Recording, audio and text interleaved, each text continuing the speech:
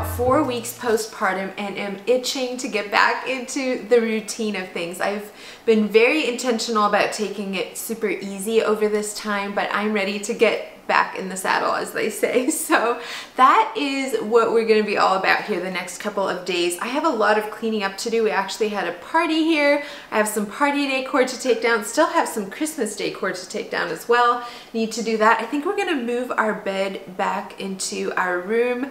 If you are new here, we just had our 5th baby at home, and so we set up kind of a little birthing suite here on the main floor so I wouldn't have to do stairs for a while.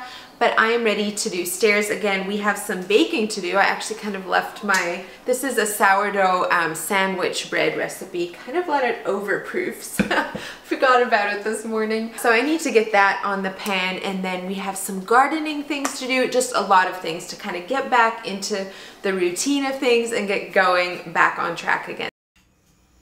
Over the past few weeks, as I'm getting back on my feet into homemaking and all the things, I just keep thinking, after these 9 months of being basically bedridden a lot of the time with all the things I dealt with through pregnancy, I just keep thinking, I get to do this. I get to wash the dishes. I get to make bread for my family. I get to clean the floors. I get to weed the flower beds. I get to do the laundry.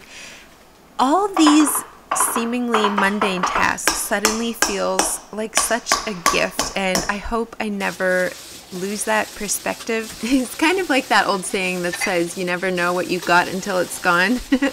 And that's a lot how this feels. I know through my pregnancy I kept thinking what I wouldn't give to be able to get off this couch, get out of this bed, and just do normal life again and be there for my family, for my husband, for my kids.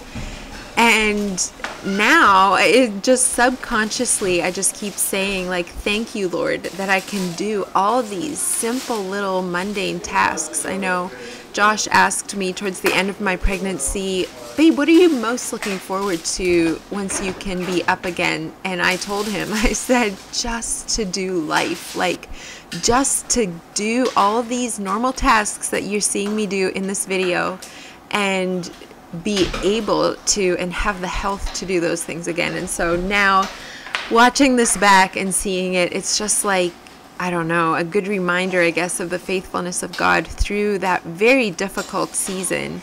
And now the time of blessing and just being able to do that. Anyway, if you're wondering what all these brightly colorful celebration decorations are doing in our house, we just celebrated Josh's birthday and he requested a Mexican meal, which if you have been around a while, you know that I love Mexican food. I actually lived in Mexico for part of my childhood. Anyway, so Mexican food has a special place in my heart, and Josh has also learned to really enjoy it. So we did that, but I thought, goodness, we need some like festive, decorations going on here. So we got these bright colored kind of fiesta decorations on the table. We had little cactuses and bright colors, and it was a lot of fun. But now it's time to clean it all up and get back in the groove of things. I have learned over the past 2 months that laundry every day is actually very beneficial in this season.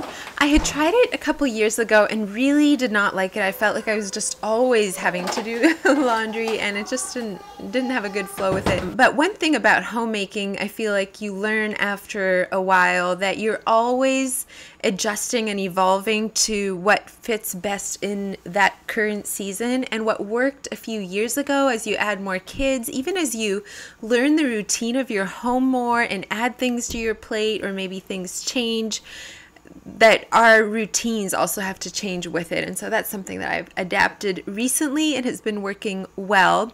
Anyways, then we headed outside and did a lot of yard work. As you can see here, things like, I was on the couch last summer and it shows. Things are so overgrown, but I guess it makes for a good before and after. I used to be really afraid of pruning, and I've had to kind of get over that. And I am pruning, I am fertilizing, we are weeding, we are edging, we need to mulch. And it feels so good to get back into all of that. But the bread is done now. This is sourdough sandwich loaf, and I will have the recipe linked down below. But it was highly requested by my 2-year-old who loves her bread. So we had some, I think this was raspberry that we had canned earlier, and delicious on fresh bread.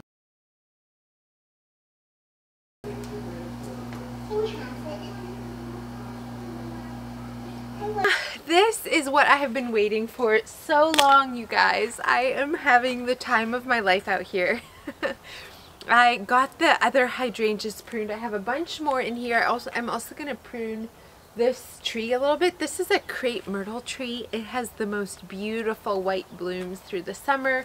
I also have some roses up here that I need to touch on. They're pretty little, so they won't need much, but a little bit of pruning. The weather is absolutely glorious today, so taking advantage of that. 4 weeks postpartum, I am still being pretty careful with what I'm doing as far as I'm not pulling weeds, hoeing, or shoveling, or anything like that. Just doing lighter work and things that don't demand much of your core. And the same goes for when I'm inside. I am not vacuuming at this point. I'm not mopping floors. So on camera it might look like I'm back to pretty much doing everything, and while I have come a long ways and there is a lot I can do now, which is so exciting, but there are still things that I'm holding off on that I know would target the core, and that is something I'm trying to avoid right now. So anyways, I'm going to start off with this tree. Here, I have to show you what these blooms look like. It has the prettiest little shells when it's done. Morning has broken, my windows are open. Wanna feel the wind blow through my hair. Which way do I follow? What happens tomorrow? I turn to you and hope you can guide the way. Sometimes I give up, just wanna be on my own.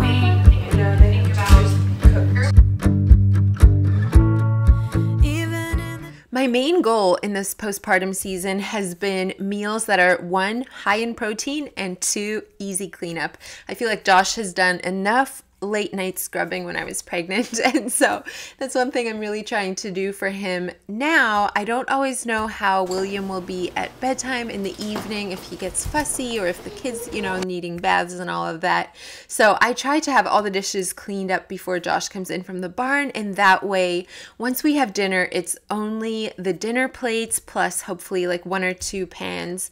Very quick and easy there to clean up the end of the day, and that has been working really well. Tonight we just did this sheet pan with this pork sausage that we raised here on the farm, as well as potatoes, and then we added some broccoli. I just seasoned this with some avocado oil and then some seasonings, usually just like salt, pepper. I do really love also garlic powder or smoked paprika, seasoning, salt, onion powder, some things like that, but I usually keep it pretty simple. I think tonight I just did salt, pepper, and garlic powder, and it was delicious. We love this with sour cream and ketchup, or sometimes applesauce if you're true Lancaster Countyan, but such easy cleanup after for that. Today I'm doing something that is definitely not crucial to postpartum, but something I'm very excited for. Have a stack of clothes here. I'm actually getting a color consult, I think is what it's called. I'm very excited. I've wanted to do this for a long time. This is a virtual one, which is amazing for my stage of life right now. But I need to have like a bunch of different colors ready for this. So I am makeup free this morning so that she can see me in my true colors. She's probably gonna say beige is definitely not my color, which my closet is about 85% beige, so we'll see. It will be interesting to find out. So I'll give you an update after that. I lean on you when I've lost my way. I keep holding on for a better day. I lean on you when the world's astray. I left my heart open so you hear my prayer.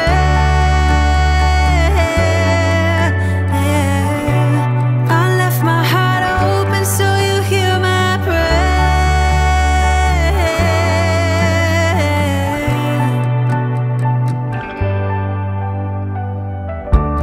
In times that are changing and when hope is fading, I know I can turn to Does this look more my color?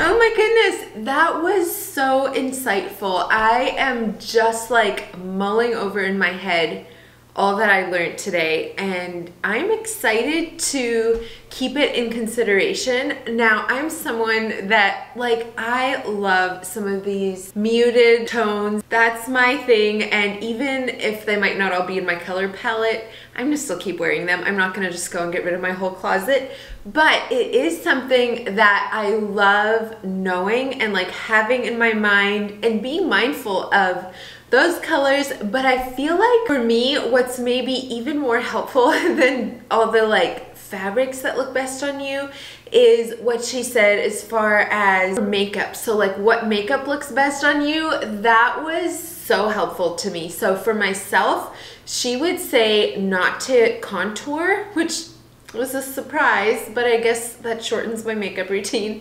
So no bronzer, a very soft and like pinkish blush. Anyway, all of that is detailed out. She has like hair tones, if you color your hair, what would look best on you, every little thing. And so she just sent over my Pinterest board, which I found to be super intriguing. Let me quickly pull that up here. Has all the things on there, like everything that would look nice on me, the different tones. I'm a light summer for reference. So this, if you can see it, is my color palette. So I actually saved this onto my phone so that I can quickly pull it up when I am out shopping, looking for items. I am so intrigued by this. I was able to get a discount code for you guys, so if you use the link down below, and I'm gonna put a code in there if there's one. I'm not sure if you need a code as well, but it will get you 10% off this week. If you decide you also want a color analysis, it is virtual, and all of this, like the Pinterest board, all of that is included as well. If that's something you're into, now is the time to go for it. Okay, back outside getting things prepped for spring here. I just finished pruning a bunch of these rose bushes here, as well as hydrangeas, and I'm actually gonna go ahead and put this, sorry, it's super windy. Hopefully the sound of the wind isn't too distracting,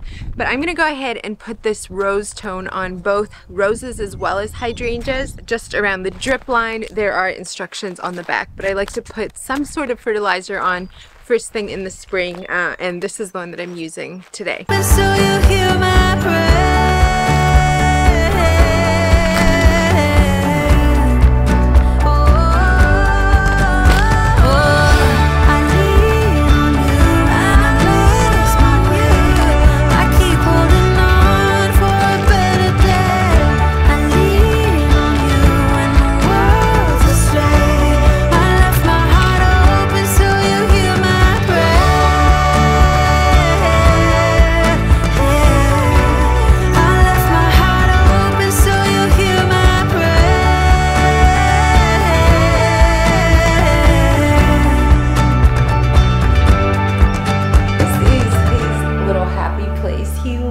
Hanging out in the wrap. But what we are getting ready to do is start some more seeds. So I feel like once you get started with starting seeds on your own, there's no going back. It's kind of addicting. I have my little setup here. What I do is just start with one of these little trays. They have pretty small cells. We just picked these up at a local, it's like a greenhouse supply store, I think is what it's called. But I just get one of these trays, and then the bottom tray, because these have holes in the bottom for drainage. This fits right in here, and these trays I do reuse from year to year, so I don't have to keep buying them. And then I put a clear dome lid on here until the seeds are sprouted. Then they get moved over to this little shelf thing. This is a super cheap shelf. I think we just picked it up from Amazon or something. It is not very pretty, but it serves its function. And then these are honestly just like fluorescent light bulbs. We've used these for going on 5 years, I think. And they work really well for this. So we just have them attached to a little chain on the end, and then we can move them up and shorten the chain as the plants get taller. And then this is our first little tray. I seeded these pepper plants maybe 2-ish weeks ago now. They have just come up. Just did the tomatoes and kale yesterday. So those are on the other side of this, and then they will stay in here until well, essentially until they hit the light. And then we repot them, transplant them into a little bit bigger containers and set up a completely different system for that stage of the plants. But today I want to go ahead and start some more seeds here. I have some cabbage, romaine lettuce, we have some zinnias, a little bit of butter lettuce, broccoli, and that's it. So I don't have a lot left to plant. I'm gonna wait a little bit to plant my viney things, so like watermelon, cantaloupe, cucumbers, that kind of thing. I'm gonna hold off on a little bit. And then there's some things like herbs, for example, that I just go and get at the greenhouse. So we are gonna go ahead and work on that. The kids have been itching to help with this. They absolutely love seed planting time as much as I do. They're actually out planting little onion starts with Josh right now. It's a little bit too windy to have William out there, so that's why him and I are hanging out in here. And I forgot to mention we also have our soil back in the corner, you can see it, and we're gonna just make that damp before we fill our trays. Usually what I like to do is mix it in a big bowl. You don't want it so wet that water squeezes out when you squeeze the soil, but you want it to be damp. Then I'll fill it in here and then actually tap my tray like 2 or 3 times to make it settle, and then fill it again till it's level. Otherwise, once you plant your seeds and water them, the soil goes down and it looks like you have 3/4 full little cells instead of full. So that's just a little hack.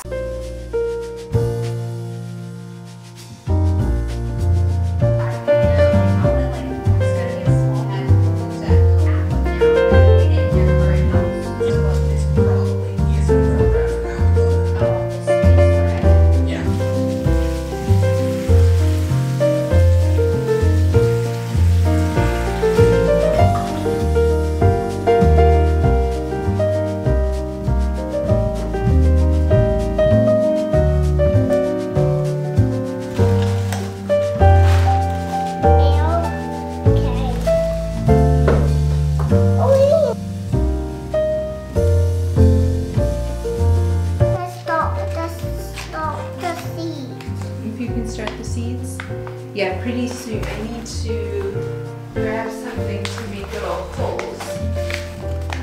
Like little holes like this? To drop the Oh. Did you put one in there?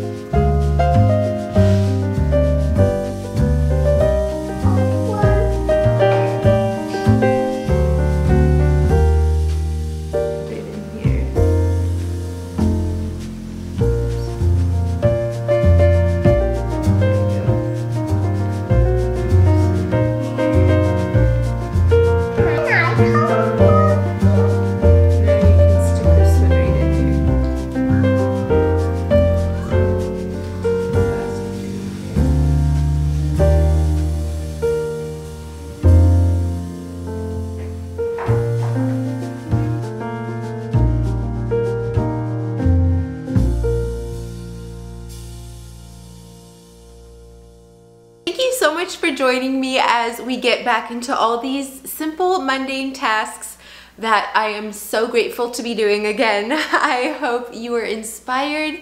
Thank you for being here, and I'll look forward to seeing you next time. Bye, friends. Golden, golden thing.